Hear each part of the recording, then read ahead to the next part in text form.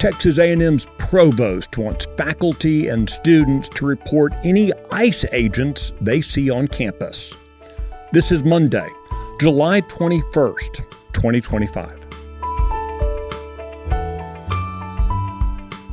Texas Scorecard presents the day's first news for the Lone Star State, the Texas Minute, with your host, Michael Quinn Sullivan.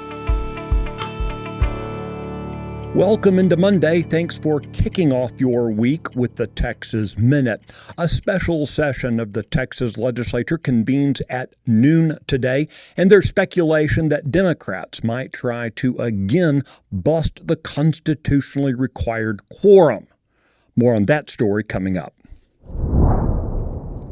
In a decisive move last week, U.S. Health and Human Services Secretary Robert F. Kennedy Jr. and Secretary of State Marco Rubio announced the United States' formal rejection of the 2024 International Health Regulation Amendments, which were adopted by the World Health Organization last year. Among other things, the WHO was proposing a significant expansion of its own powers. The new regulations would have given WHO the authority to impose lockdowns and travel restrictions based on its own determination of potential public health risks. Critics within the United States government have argued that such sweeping authority undermines national sovereignty and Americans' ability to shape their own public health strategies. Federal officials seized a total of nearly $2 million worth of cocaine at two different ports of entry along Texas's southern border last week. Approximately 75 pounds of cocaine were found on a semi-trailer hauling frozen raspberries at the Laredo port of entry. Another 66 pounds were found in a Dodge Charger when it passed through the Hidalgo port of entry.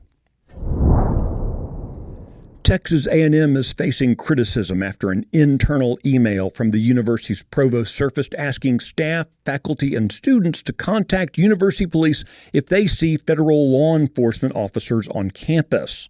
Last week, Provost and Executive Vice President Alan Sams sent an email that has since sparked a fierce backlash among alumni and taxpayers. Besides the call to report ICE agents, Sams also promised to distribute guidance detailing, quote, how to handle interactions with federal law enforcement, including immigration enforcement if they come on university property. Sams noted that his office was not aware of any verified immigration enforcement action on campus. You'll recall that back in early June, the Trump administration sued Texas over a state law allowing illegal aliens to qualify for in-state tuition. Attorney General Ken Pax immediately settled that lawsuit, committing the state to end the policy. Sams at the time said A&M was working to develop an appropriate plan to implement the requirements regarding tuition for, quote, undocumented students. Texas A&M University System Chancellor Glenn Hager released a statement on Friday afternoon emphasizing that university police will always cooperate with federal, state, and local law enforcement. He has not, however, explained the genesis of the Provost's missive. The Texas Minute will be right back.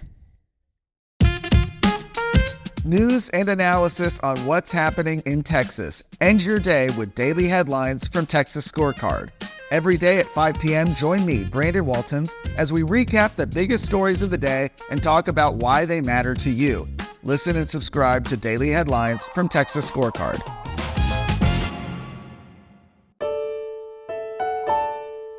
At noon today, lawmakers are expected to be at the Texas Capitol to kick off a special legislative session called by Governor Greg Abbott to address more than a dozen issues, but it's unclear if the Democrats will be showing up.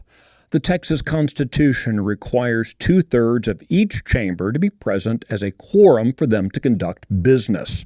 With Democrats holding just over a third of the seats, they can and have disrupted the flow of legislative proceedings by simply not attending. You might recall that President Donald Trump recently called for new maps to produce 5 additional Republican congressional seats in Texas. As a result, the Texas House Democrat Caucus has launched a new website accusing Republicans of attempting to steal congressional seats through the redistricting items that Governor Abbott has placed on the agenda. Democrat State Representative Ron Reynolds is the chairman of the Texas Legislative Black Caucus. He wrote last week that he was prepared to bust the quorum for the purpose of stopping the redistricting effort. As a reminder, special sessions can last 30 calendar days, but there's no limit on how many special sessions a governor can call.